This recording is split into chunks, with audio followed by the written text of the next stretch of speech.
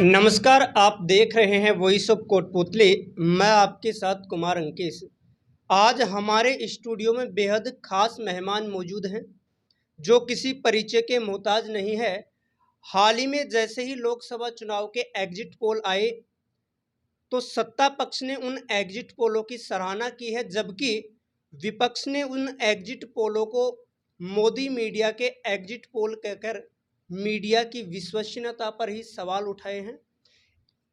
Exit poll देश में हुए लोकसभा चुनाव और वर्तमान में जो मीडिया की विश्वसनीयता पर सवाल उठ रहे हैं, इन सभी मुद्दों पर बातचीत करने के लिए आज हमारे बीच मौजूद हैं वरिष्ठ पत्रकार और अलवर पत्रकार संघ के जिला अध्यक्ष श्री सुरेंद्र चौहान जी। सबसे पहले तो चौहान साहब, स्वागत है आपका। धन्यवाद अंकेश जी। जो मीडिया खुद लोगों से सवाल पूछती थी, जो सवाल पूछने वाला मीडिया आज खुद कहीं ना कहीं सवालों के घेरे में है, आखिरकार ऐसा क्यों? बहुत ही कड़ा प्रश्न पूछ लिया है आपने, लेकिन मेरा दायित्व तो बनता है कि आपके जो भी सवाल हैं मैं उनका बखूबी जवाब दूं।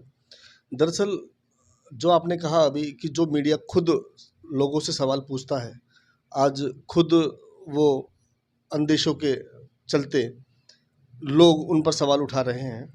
दरअसल क्या है कि आज मीडिया का जो धर्म है, मीडिया उस धर्म से थोड़ा सा, मैं ज़्यादा नहीं कहूँगा, थोड़ा सा विमुख हो गया है, जिसके चलते आज अगर मैं कहूँ कि एक तरफ जो बड़े मीडिया हाउस हैं, जो बड़े मीडिया घराने हैं, उन्होंने आज जो छोटे मीडिया हाउस हैं उनको इस तरफ चलने के लिए मजबूर कर दिया है।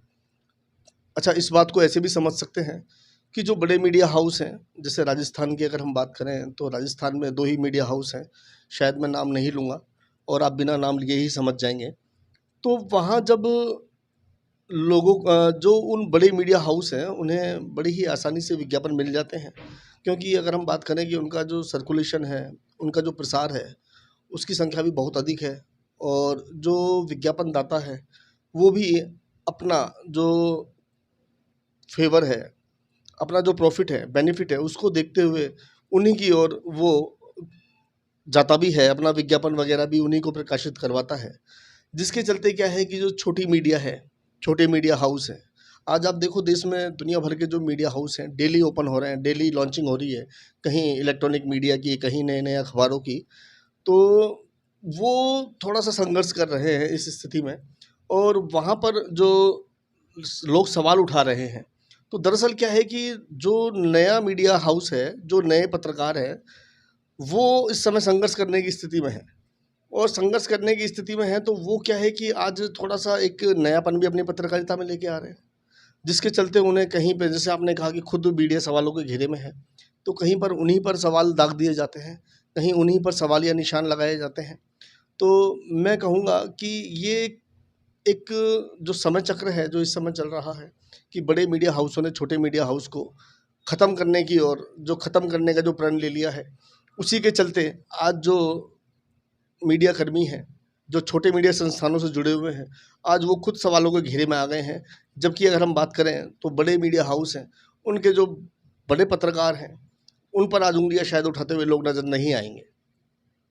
चौहान साहब, आपने कहा छोटे मीडिया हाउस और बड़े मीडिया हाउस। आज मीडिया भी छोटे और बड़े हाउसों में बट गया, जबकि मीडिया तो मीडिया है और मीडिया का काम सत्ता पक्ष से और जिम्मेदारों से सवाल करना है। लेकिन क्यों आज लोकतंत्र का तथाकथित चौथा स्तंभ कहे जाने वाला मीडिया, उसकी विश्वसनीयता कहीं ना कहीं दांव पे है? लोग मीडिया को भी संदेह की निगाह से देख रहे हैं, ऐसा क्यों? संदेह की निगाह से अभी आपने कहा कि आपने मीडिया को 2 हिस्सों में बाँट दिया, छोटा मीडिया, बड़ा मीडिया। दरअसल क्या है कि जो मैंने अभी आपको शुरुआत में मैंने बात कही कि जो सर्कुलेशन है अखबारों का, जितनी कॉपियाँ जिस अखबार की मार्केट में होंगी वो ही उसको बड़ा बनाता है। आप देखिए, अगर मैं बात कहूँ आपसे कि इस समय राजस्थान में सर्कुलेशन के मामले में जो एसीबी की जो रिपोर्ट्स आती हैं, जो सर्वे करता है, एसीबी सर्वे करवाता है न्यूज़पेपर्स का, बड़े न्यूज़पेपर्स का, तो उसमें शायद पिछले कुछ सालों से दैनिक भास्कर को ही सर्वा माना जा रहा है, क्योंकि नो डाउट उसका जो सर्कुलेशन है वो बहुत अधिक संख्या में है और जहाँ पर उन्हें आसानी से, मैंने कहा विज्ञापन की बात, तो विज्ञापन उन्हें जहाँ आसानी से मिल जाता है, वहीं छोटे अखबारों को संघर्ष करना पड़ता है। अच्छा, आप लॉजिक देखिए बात का कि जहाँ बड़े मीडिया हाउस को बुलाकर लोग विज्ञापन देते हैं, या हालांकि विज्ञापन की हम बात करें तो विज्ञापन आज नीड बेस हो गया है। क्योंकि अगर हम आज के परिदृश्य को देखें तो अभी जून का महीना चल रहा है और एजुकेशन का टाइम है। तो एजुकेशन के टाइम में आज जो भी बड़े बड़े संस्थान हैं, इंस्टीट्यूट्स हैं, वो आज अपना रिजल्ट्स शो करना चाहते हैं। तो वो मीडिया को खुद इनवाइट करते हैं कि आप आइए हमारे पास में और इस तरीके से हमारा जो विज्ञापन है ये लगाइए, जिससे कि उनका एडमिशन बढ़ सके। उनका जो मैं कहूँगा कि एजुकेशन में जो सुधार हैं वो इंस्टीट्यूट को करने चाहिए, लेकिन इंस्टीट्यूट क्या कर रहे हैं, आज विद्यार्थियों की संख्या बढ़ाने में लगे हुए हैं, बड़े बड़े विज्ञापनों को, लुभावने विज्ञापन। एक बंदा आप ये देखिए, कोई बंदा जी मेंस में टॉप करता है, तो मैं कई बार तो ये देखता हूँ अखबार में, कई बार पढ़ने में ये भी आता है कि कई संस्थान क्या करते हैं कि बड़े बड़े विज्ञापन देते हैं और हर संस्थान उसको अपना स्टूडेंट बताने की कवायद में लग जाता है। यहाँ मैं चौहान साहब आपको टोकना चाहूँगा। जी। पहले जो शिक्षा थी वो सेवा थी, लेकिन आज उस शिक्षा ने व्यवसाय का रूप ले लिया है। दिखावा कहीं ना कहीं ज़्यादा है, जबकि वास्तविकता कुछ अलग होती है। तो क्या आपके कहने का मतलब, आप बार बार विज्ञापन शब्द का प्रयोग कर रहे हैं, क्या आज पत्रकारिता भी सेवा के बजाय व्यवसाय हो सकी है? जी, मैं आपने विज्ञापन की जो 2 बार आपने कहा, विज्ञापन को मैं प्रमुखता दे रहा हूँ। दरअसल क्या है कि अखबार, पत्रकारिता से जुड़े जो लोग हैं, उनका आजीविका का मुख्य साधन ही विज्ञापन होता है। मैं कहना चाहूँगा आपसे, भास्कर और पत्रिका जैसे जो बड़े अखबार हैं, अगर उनको महीने भर अगर एक भी विज्ञापन नहीं मिलेगा, तो शायद उनके जो मालिक हैं, ओनर हैं, एमडी हैं, शायद वो भी घुटने टेक देंगे। क्योंकि अखबार को विज्ञापन ही चलाता है और जो पत्रकार है उसका घर भी विज्ञापन ही चलाता है। तो शायद मेरा कहना यहाँ गलत नहीं होगा। और जो आपने कहा कि आज शिक्षा है व्यवसाय हो चुकी है, तो आज आप देख रहे हैं शायद 5 स्टार होटलों से भी बड़ी-बड़ी बिल्डिंगें आज स्कूलों की देखने को मिलेंगी। मैं कहूँगा कि शायद 5 स्टार होटल फेल है, लेकिन स्कूलों की बिल्डिंगें उससे भी अच्छी मिलेंगी आपको। तो ये दिखावा, आज बच्चों को फैसिलिटी चाहिए। क्या हम अगर थोड़ा-सा डीपली पीछे चले हैं, तो आप ये देखिए कि उस समय जो सरकारी विद्यालय हुआ करते थे, उन सरकारी विद्यालयों में पढ़कर आज यहाँ आईएएस, आईपीएस और देश की सेवा कर रहे बड़े-बड़े जो नेता लोग हैं, वो क्या वहाँ से शिक्षा प्राप्त करके नहीं चले हैं? क्या आज का जो बच्चा है, आज का जो विद्यार्थी है, उसको इतना कमज़ोर बना दिया है, उसको फैसिलिटीज़ अवेलेबल करा के, तो आज पेरेंट्स भी चाहते हैं कि हमारा बच्चा इसी में पढ़े। आज हमारा बच्चा, हम भी अगर हमारे रिलेटिव्स को बताएँ कि हमारा बच्चा इस स्कूल में पढ़ता है, तो शायद रिलेटिव देखेगा कि यार इनका बच्चा इतनी बड़ी बिल्डिंग है, बस में आता जाता है, तो कहीं न कहीं आज ये स्टेटस सिंबल भी बन गया है। तो जी, कंटिन्यू। मैं मुद्दे पे आता हूँ। आज का मीडिया सत्ता पक्ष से सवाल करने के बजाय विपक्ष से सवाल करता है, और विपक्ष के नेता भी मीडिया को जवाब देने के बजाय मीडिया के सवालों से बचकर और मीडिया से ही सवाल पूछकर निकल जाते हैं। आखिरकार ये देश में चल क्या रहा है? दरअसल क्या है कि जो सत्ता पक्ष है और विपक्ष है, दोनों ही अपनी-अपनी भूमिका निभाते हैं।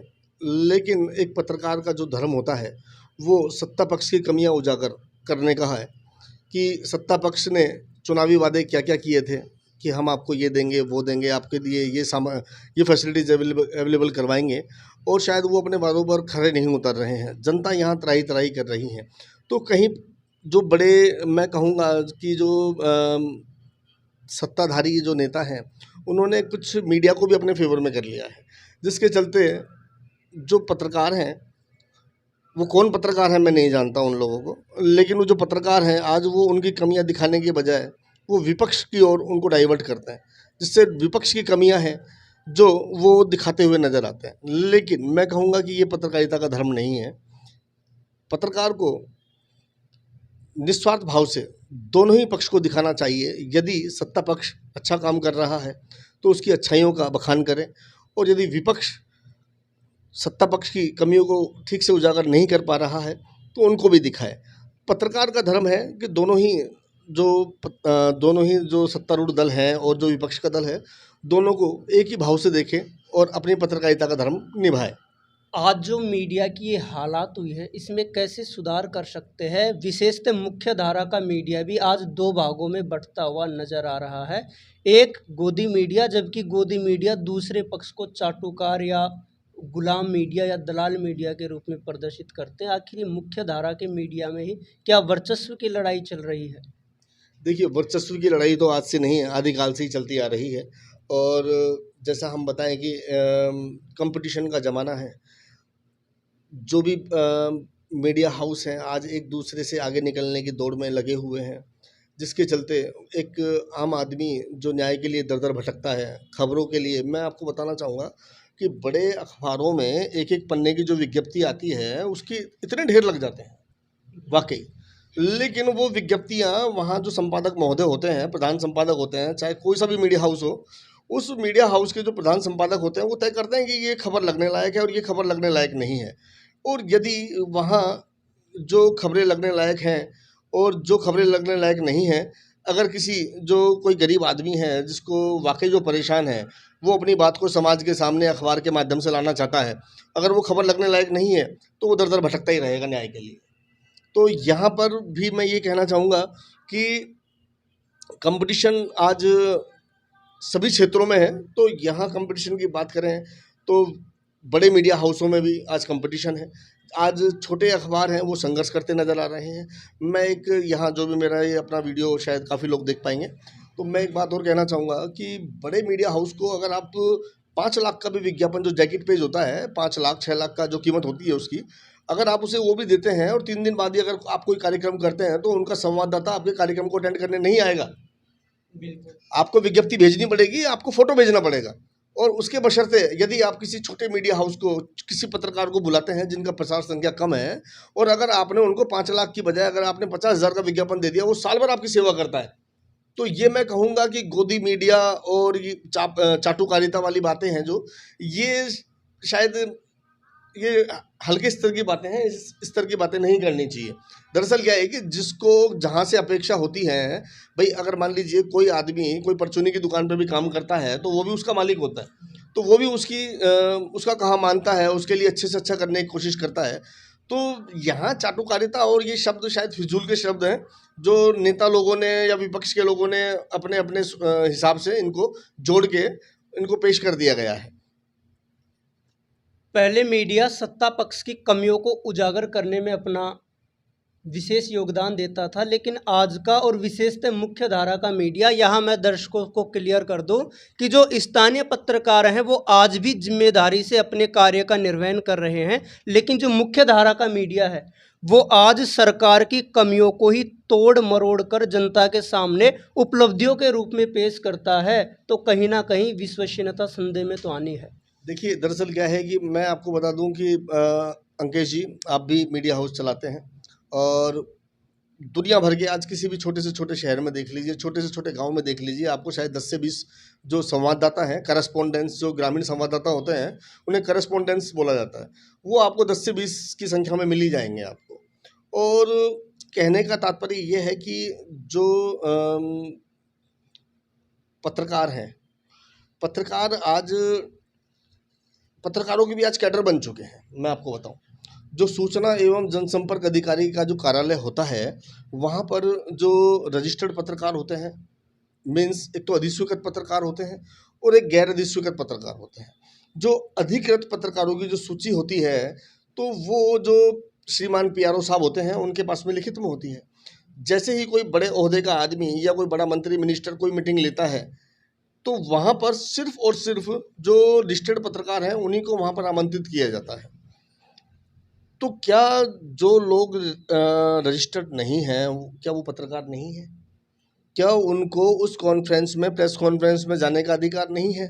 तो ये भेदभाव तो दरअसल क्या है कि वहीं से किया गया है। सूचना एवं जनसंपर्क कार्यालय जो होता है, ये भेदभाव वहीं से किया गया है। मैं थोड़ा सा बात को घुमाना चाह रहा हूँ, चेंज करना चाह रहा हूँ। आपका जो टॉपिक है वहाँ से थोड़ा हटके जाना चाह रहा हूँ, क्योंकि आज पत्रकारों की बात हो रही है और मुझे बोलने का मौका दिया जा रहा है। तो मैं आपको बता देना चाहता हूँ कि आज दरअसल क्या है कि जो रजिस्टर्ड जो सूची होती है PRO के पास में, उस सूची में आज उन लोगों के भी नाम शामिल हैं जो कभी पत्रकार हुआ करते थे और आज उनके थैले में आज 2 पैसे का सामान नहीं है। लेकिन जो सरकारी सुविधाएं हैं उनको लेने में आज वो बिल्कुल भी पीछे नहीं है। आज वो किसी भी मीडिया हाउस को रिप्रेजेंटेट नहीं करते हैं, किसी भी अखबार में वो आज रिपोर्टिंग नहीं करते हैं, किसी भी चैनल से वो जुड़े हुए नहीं हैं। लेकिन चूंकि वो अधिस्वीकृत पत्रकार हैं, वो रजिस्टर्ड पत्रकार हैं, तो आज उन्हीं को हर जगह तवज्जो दी जा रही है। जबकि वो आप उनसे पूछिए तो सही, मंत्री से पूछिए कि आपने, या जो भी वीआईपी है जिसने भी प्रेस कॉन्फ्रेंस का आयोजन किया है, आप उनसे पूछिए एक बार कि भाई ये जो लोग आए हैं, इन लोगों की न्यूज़ किन किन अखबारों में लगी है जिनको आपने आमंत्रित किया है। और कुछ लोग यहाँ पर वो भी मौजूद हैं जिनकी नहीं, जो आपके इस प्रेस कॉन्फ्रेंस में चाय नाश्ते का भरपूर आनंद लेंगे, लेकिन आपकी न्यूज़ को कहीं भी नहीं दिखा पाएंगे। तो ऐसे लोगों का नाम हटाया जाए और जो नए पत्रकार हैं, जो ईमानदारी से अपना काम कर रहे हैं, उनको आगे आने का मौका दिया जाए। दरअसल क्या है कि आज ब्यूरो चीफ, आज किसी भी ज़िले में, किसी भी सिटी के अंदर जो ब्यूरो चीफ होता है उसी को रजिस्टर्ड पत्रकार माना जाता है। और उनकी जो टीम होती है, जैसे कि मान लीजिए अगर हम बात करें कोटपुतली शहर की बात करते हैं, कोटपुतली शहर के अंदर जैसे मान लीजिए आज तक न्यूज़ चैनल हो गया या फिर फर्स्ट इंडिया, कोई सा भी न्यूज़ XYZ कोई सा भी हो, तो उसका शहर के अंदर एक ब्यूरो चीफ बना दिया जाता है। ब्यूरो चीफ क्या करेगा कि अकेला चना तो भार फोड़ नहीं सकता, ब्यूरो चीफ पूरे जो रीजनल में अपनी टीम बनाएगा। लेकिन जो तवज्जो यहाँ ब्यूरो चीफ को दी जाएगी, जिसका नाम यहाँ रजिस्टर्ड किया जाएगा, वही हर प्रेस कॉन्फ्रेंस में भाग लेगा। और जब अगर हम बात करें इलेक्शंस के समय में या कोई महत्वपूर्ण टॉपिक के ऊपर अगर हम बात करें कि वहाँ पर कवरेज के लिए अगर ग्रामीण संवाददाता को जाने का, अगर वहाँ जाना है और वो कवरेज करना चाह रहा है, तो उसमें भी उसी के माध्यम से नाम दिया जाएगा जिसके मार्फत सरकार के द्वारा उनके कार्ड बनेंगे और वही लोग वहाँ कवरेज कर सकते हैं। अन्यथा जो और पत्रकार है, जो नया आदमी छोटे से ही बड़ा बनता है और नए से ही पुराना होता है, तो इस बात को शायद मैं कहना चाहूँगा कि सभी लोगों को बहुत ही जल्दी और अच्छे से समझ लेनी चाहिए। भाई सचिन तेंदुलकर है, 16 साल में उन्होंने खेलना चालू किया और एक बहुत लंबा समय देने के बाद आज उन्हें क्रिकेट का भगवान कहा जाता है। तो किसी समय में तो वो बच्चे ही थे भाई। अगर हम बात करें डॉन ब्रैडमैन, कटनी वॉल्स, उनके सामने बच्चे ही थे, लेकिन आज उन्हें क्रिकेट का भगवान कहा जाता है। तो जो आज नए पत्रकार हैं, ये भी पुराने होंगे, अपने अनुभव प्राप्त करेंगे और समाज में जब अपनी सेवाएं देंगे तो इनको भी समाज एक्सेप्ट करेगा और इनको भी वही स्थान मिलेगा जो आज सीनियर पत्रकारों को मिल रहा है। यहाँ चौहान साहब ने एक अच्छा मुद्दा रखा है और जो बात इन्होंने कही, जनसंपर्क और सूचना प्रसारण मंत्रालय को भी सोचना चाहिए और PRO की भूमिका और जो आम जनता है उन्हें भी अपना कर्तव्य समझना चाहिए। अन्यथा सिर्फ अकेली मीडिया को दोषी ठहराना ही गलत है। अब मैं आपका रुख चाहूँगा, अभी हाल ही में लोकसभा चुनाव संपन्न हुए हैं, एग्जिट पोल भी आए हैं, कोई विपक्ष को 200 दे रहा है तो कोई निवर्तमान सत्ता पक्ष को 400 पार का दावा कर रहा है। क्या लगता है इन चुनावों में? देखिए, यहाँ तो दरअसल क्या है कि भविष्यवाणी करना शायद मुझे ऐसा लगता है कि गलत होगा।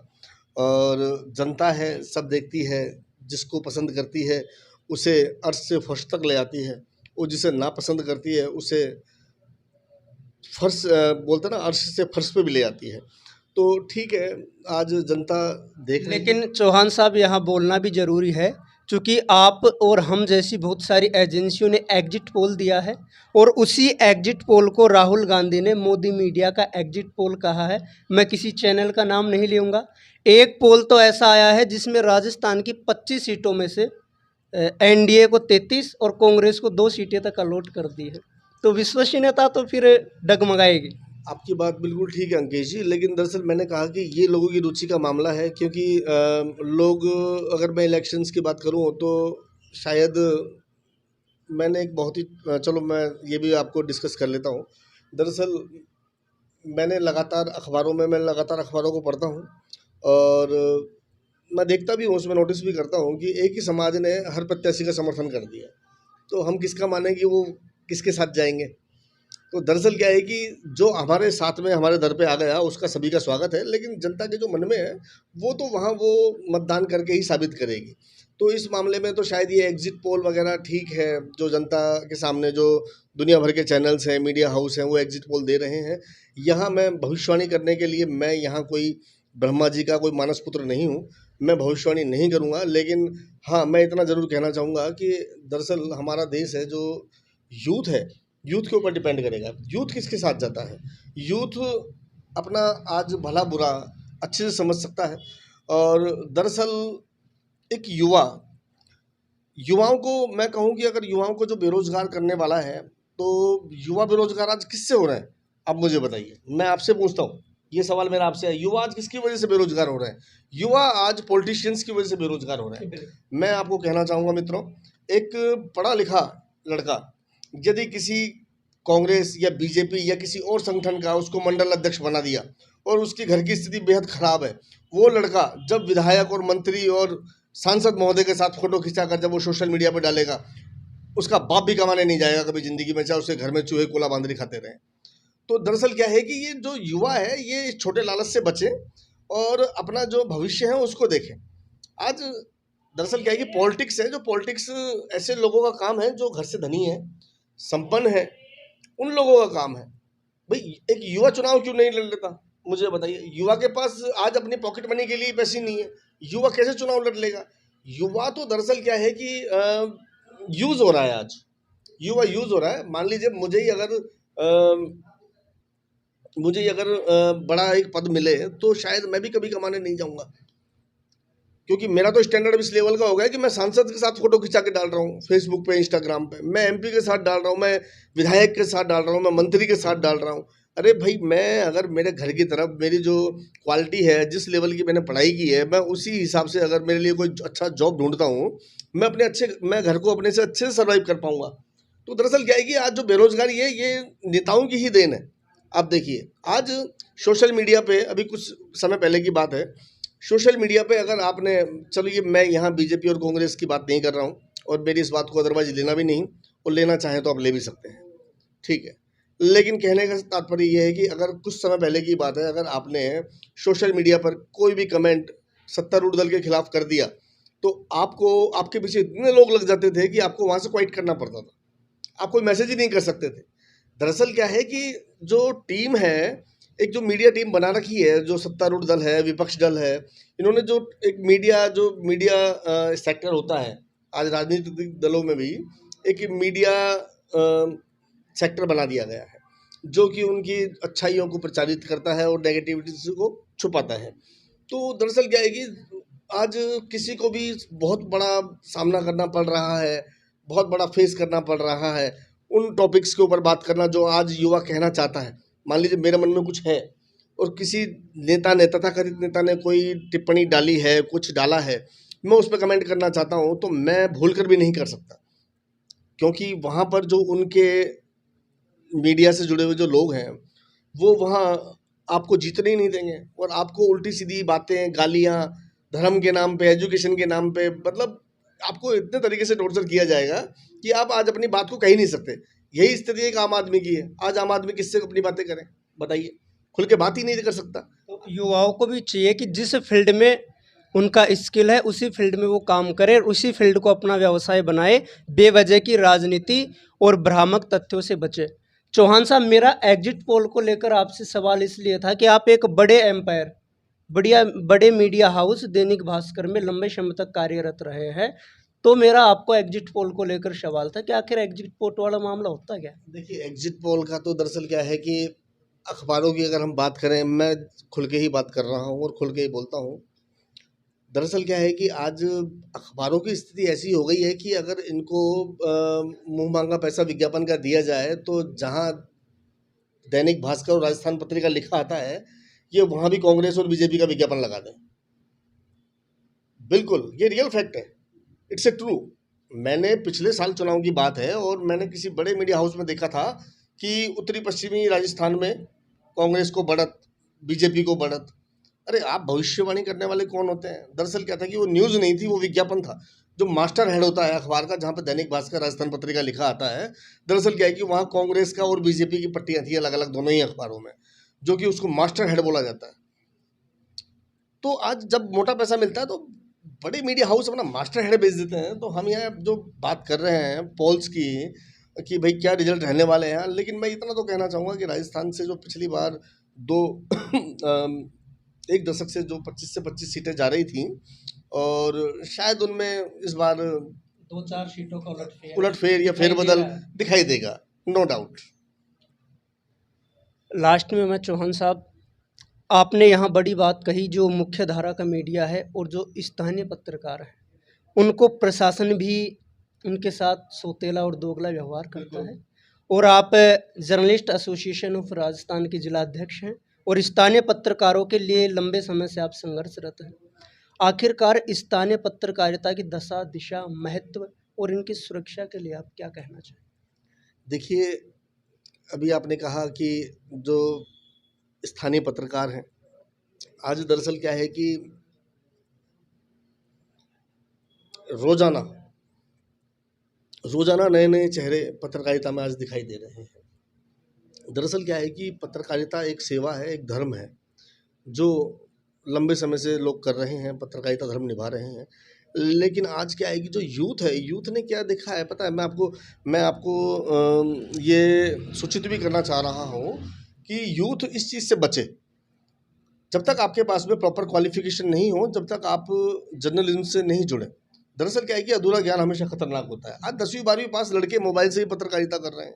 देखिए, उनकी न्यूज़ कहीं भी नहीं लगती है, लेकिन वो हर कार्यक्रम में आपको दिखाई दे जाएंगे। कोई यूट्यूबर है, ठीक है, यूट्यूबर हैं आप अपना कोई स्पेशलिटी आप तय करें और उसी से संबंधित वीडियोज़ दिखाएं आप, जिससे लोग आपको फॉलो करें, आपको देखें और आपकी विश्वसनीयता बनी रह सके। लेकिन आज जो नया और जो यूथ है वो इसलिए आ रहा है कि यार आज जहाँ भी जाते हैं वहाँ दुआ सलाम होती है। चौहान साहब, लोगों ने सोशल मीडिया को ही मीडिया समझ लिया। जी बिल्कुल, आप सही कह रहे हैं। दरअसल क्या है कि सोशल मीडिया पे आज जो चीज़ें दिखाई जा रही हैं उन पे लोग आसानी से भरोसा कर लेते हैं। लेकिन मैं कहूँगा कि इलेक्ट्रॉनिक मीडिया और सोशल मीडिया दोनों में डिफरेंस है। सोशल मीडिया सबसे पहले मैं, इस लड़ाई में मारा जा रहा है। दरअसल क्या है कि कोई भी आज दुर्घटना घटती है तो सोशल मीडिया पर वो चीज़ सबसे पहले आ जाती है, जबकि प्रिंट मीडिया में अगले दिन आएगी।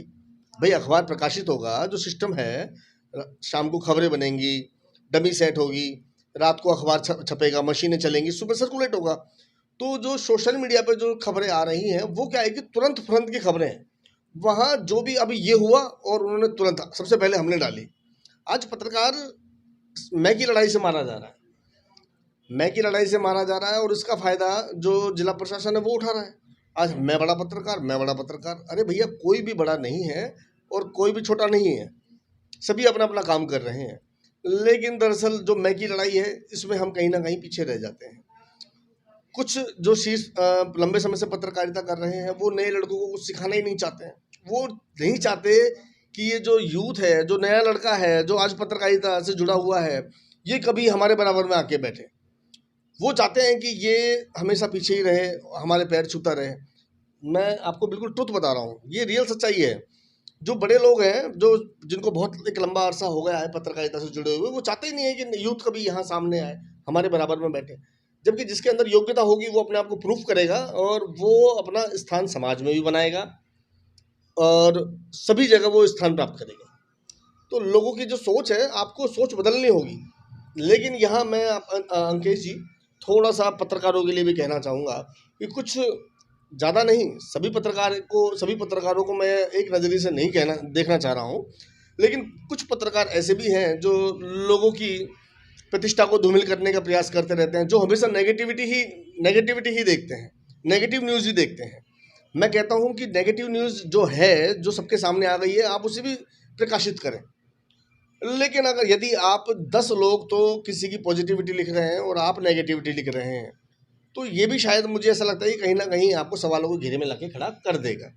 तो लोगों ने आज एक बहुत ही अच्छा धंधा बना लिया है कि किसी की भी नेगेटिव, अगर कोई अखबार से जुड़ा हुआ है या कोई किसी चैनल से जुड़ा हुआ है, वो किसी को भी सामने माइक बूम लेकर खड़ा हो जाता है और उसके बारे में उसे अच्छा बोलना है, गलत बोलना है, वो धड़ाधड़ चालू हो जाता है। उससे क्या होगा कि उसकी जो जिसके लिए वो बोल रहा है, उसकी एक नेगेटिव इमेज बाजार में जाएगी, वहीं उसके ऊपर भी सवालिया निशान उठाए जाएंगे। पत्रकारिता के बारे में कहा जाता है कि अगर आपको सच लिखना है तो आप लोकप्रियता से बचें, लेकिन आज के जो नए पत्रकार हैं कहीं ना कहीं इस लोकप्रियता के चक्कर में फंसकर ही वो मूल तथ्यों से और मूल कार्य से विमुख होते जा रहे हैं। बिल्कुल, कहीं ना कहीं उन पत्रकारों का भी स्वार्थ है। मैं कहना चाहूँगा कि 8 बजे शराब बिकती है, धड़ल्ले से बिकती है। आप आज पूरी रात कहीं से भी शराब ले सकते हैं, शराब के ठेके से। भाई आपको कुछ एक्स्ट्रा पैसे देने होंगे और आपको शराब अवेलेबल हो जाएगी, जो भी आप चाहिए आपको। तो ये बात किसको नहीं पता? ये बात किसको नहीं पता, जिला कलेक्टर को नहीं पता, एसपी को नहीं पता, मंत्री को नहीं पता, मुख्यमंत्री को नहीं पता, किसको नहीं पता, सबको पता है। लेकिन आप वहाँ क्यों गए, आप उस ठेके पे क्यों गए जहाँ पर ये अवैध शराब बिक रही है? तो ये सभी को पता है, बच्चा बच्चा जानता है कि ये काम कभी भी नहीं रुक सकते। ये जो आज पहले मैं आपको बताऊंगा कि एक लॉटरी सिस्टम हुआ करता था और आज सिस्टम हो गया बोली वाला। तो यहाँ जब आज बोली के माध्यम से करोड़ों रुपए के ठेके छुड़ाए जा रहे हैं, तो भाई वो अपना जो मुनाफा है वो कहाँ से कमाएगा? वो अपनी शराब को आज वो उनके आज ठेके 24-24 घंटे खुले रहते हैं, कभी बंद ही नहीं होते। मैं कहना चाहूँ तो भाई गिराने को तो शटर गिराया जाता है, लेकिन शराब उसके पीछे से भी बिकती है। तो जो नया पत्रकार है जो इस बात को समाज के सामने लेके आना चाह रहा है, तो मैं कहना चाहूँगा कि आप अपने आप को बचाकर इस काम को करें। भाई सबको पता है, तो आप इस तरह के समाचार को दिखाने का जोखिम नहीं उठाए। घर परिवार आपके भी है, बीवी बच्चे आपके भी है, आप क्यों गए वहाँ पर? भाई आप वहाँ क्या चाहते हैं? आपकी मंथली सेट हो, वो आपको मिठाई के रूप में कुछ दें? नथिंग। आपको नहीं करना है ऐसा, क्योंकि आज पत्रकारों के साथ में जो आए दिन घटनाएं देखने में आ रही हैं, कहीं मारपीट हो रही है, कहीं हाथापाई हो रही है, ये कहीं ना कहीं ये उन्हीं चीज़ों का उन चीज़ों से जोड़कर हम इन चीज़ों को देख सकते हैं। तो मैं कहना चाहूँगा जो है आप उसी को दिखाएं, जो चल रहा है उसके बारे में आप अपने आप को सुरक्षित रखते हुए उस चीज़ को दिखाएं। अन्यथा कोई भी जो आज आपका साथ दे रहे हैं, साथ खड़े हैं, वो उस समय आपके साथ में नज़र नहीं आएंगे जब आपके साथ में किसी अप्रिय घटना घट जाएगी, और आप शायद उस समय मदद के लिए चारों ओर देखेंगे, लेकिन आपको कोई नहीं दिखाई देगा। तो ये थे हमारे साथ वरिष्ठ पत्रकार और अलवर पत्रकार संघ के जिला अध्यक्ष सुरेंद्र चौहान, जिन्होंने लोकसभा चुनाव को लेकर जारी किए गए हाल ही में एग्जिट पोल और देश में मीडिया पर उठ रहे तमाम सवालों के बेबाक अंदाज में जवाब दिए हैं। आप देख रहे हैं वॉइस ऑफ कोटपूतली की खास पेशकश मीडिया मंथन। वीडियो को शेयर करें, चैनल को सब्सक्राइब करें और कमेंट बॉक्स में अपनी राय अवश्य रखें। धन्यवाद। बालाजी फिनसर्व, जहां मिलती है आपको वाहन बीमा, स्वास्थ्य बीमा, म्यूचुअल फंड, जीवन बीमा, फाइनेंस, साधारण बीमे की सभी सुविधाएं। कार्यालय बानसूर महाविद्यालय के पास, बाईपास रोड बानसूर। मुख्य कार्यालय लाल कोठी कोटपूतली। अधिक जानकारी के लिए संपर्क करें 8302367656।